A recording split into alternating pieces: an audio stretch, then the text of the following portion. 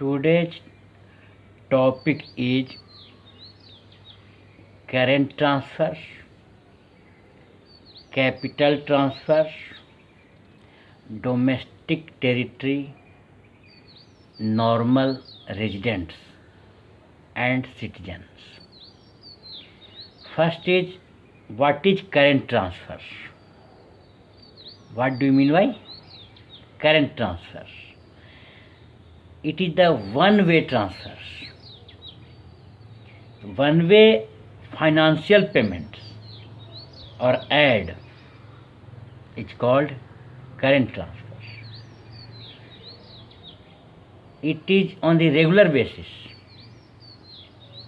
such as old age pension, a scholarship, gifts, etc.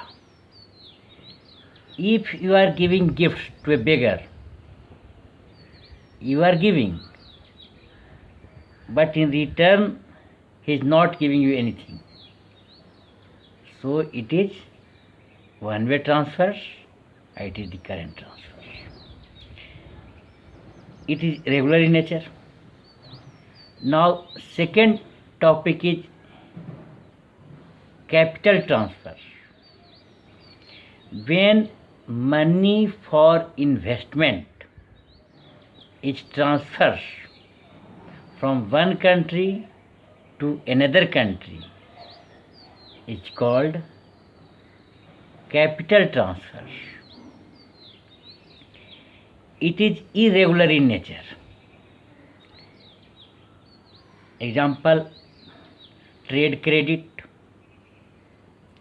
investment grants, capital taxes, etc. Suppose that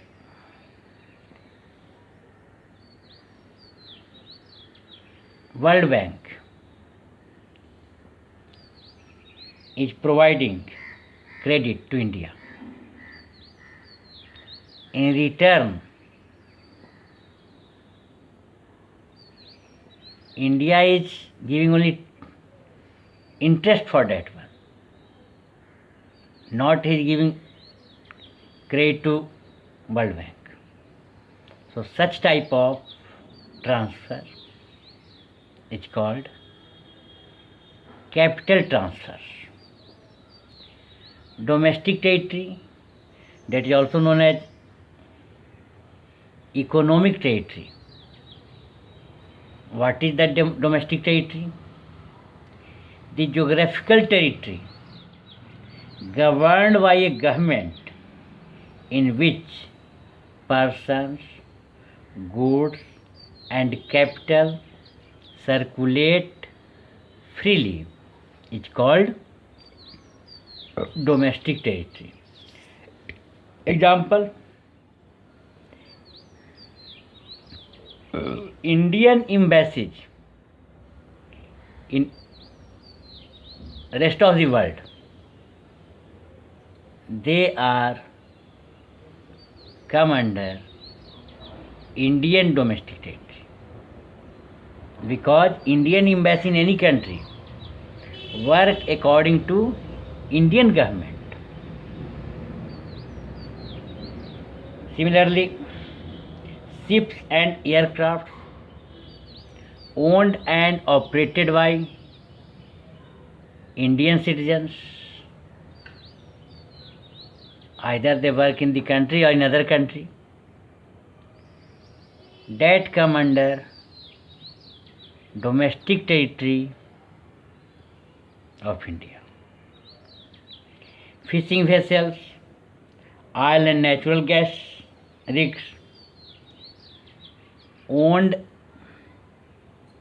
and operated by Indian citizens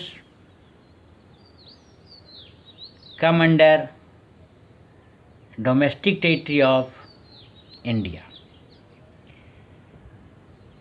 Fishing boats operated by Indian fishermen come under domestic territory of India. Consulates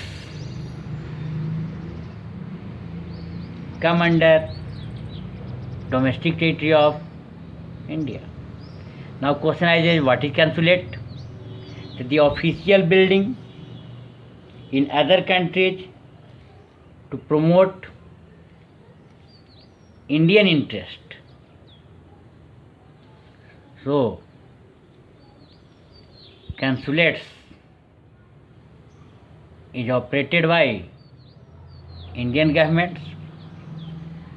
So it comes under Indian domestic territory.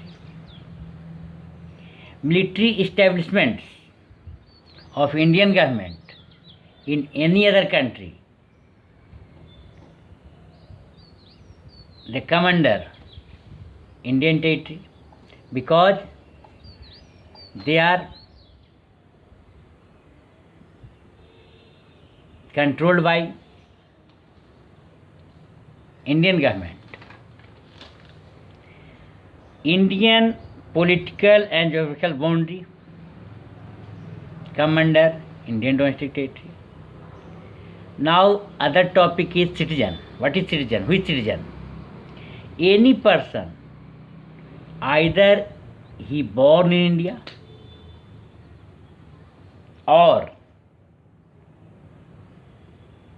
got the citizenship of India by fulfilling the conditions, legal conditions, they are the citizen of India.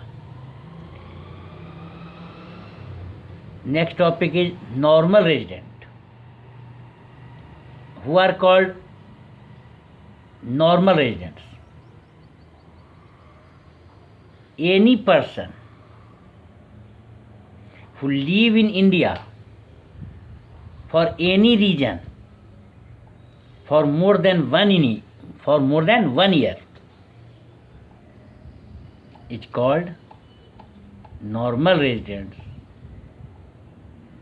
of that country where he lives for more than 1 year, because his economic interest lies in that country where he lives for that period.